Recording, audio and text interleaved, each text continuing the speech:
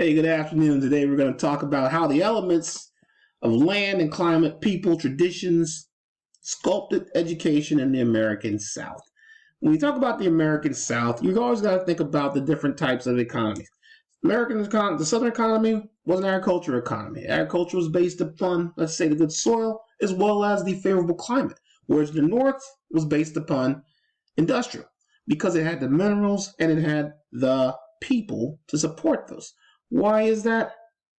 We will explore. If you look at this map right here, not going to take too long on it, it is the plant hardiness zone map, but it also shows you the length of the growing season. So yeah, you might have good soil some in the north, but if the growing season is too short, it doesn't work. So the southern system was based off of agriculture, but these farms are really spread out. In the north, when enough people got together, a school was built. Well, in the south, because people were getting bigger and bigger farms spread more and more out, there was never really enough people concentrated to be able to support paying for a teacher or building a school. So the education was really left up to the families that were on these little enclaves by themselves, right? The next slide shows that, kind of illustrates the economic regions. And as you look at the map, you can see that not a lot of big concentrations of industry in the South. So it was all based upon agriculture and then buying the finished goods from the North, okay? This map points out the population.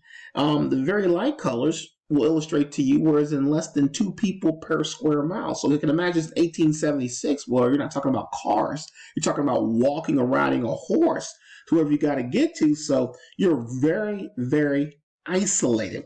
And that lends itself to maybe traditions from where you come from versus things from the outside because you're so isolated.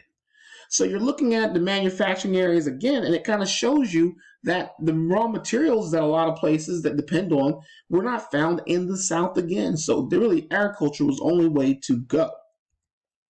That being said, not all farmers were created equal. You can see in this picture that both groups, whether the Scots or whether the English or the Scot-Irish, right here in this picture depicted, they look just as poor as the black sharecroppers in the top picture.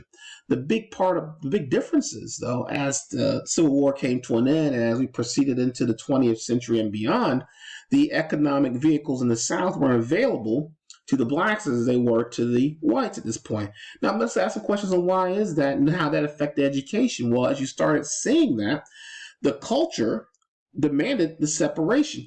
Now, some of these tendencies to separate came from what they learned back in the UK or even wherever they came from, whereas there was that caste system there between the landowners or the gentry and the commoners. That just kind of washed itself over to the United States. So even after the Civil War ended, there was this strictnness of this caste, this respect, these separation, this protection of the groups. So that's when you started seeing the beginning of this so-called separate two parallels of society.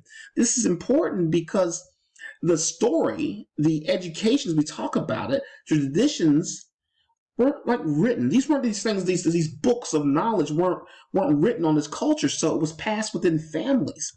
The family is what educated the young people on where they came from, the pride in where they came from, the pride in what they were doing, their growth and where they were going. They were taught what they needed to be taught to thrive in the agriculture world. A lot of that education was based on the fact that people thought that they were inferior. They were these country bumpkins. But in a way, they had their own little culture and their own traditions that passed through the family church and those social relationships that preserve their economy to this day. Matter of fact, it's a point of pride, separate from the northern influence that so permeates our society. Anyway, quick little lesson on that. Thank you.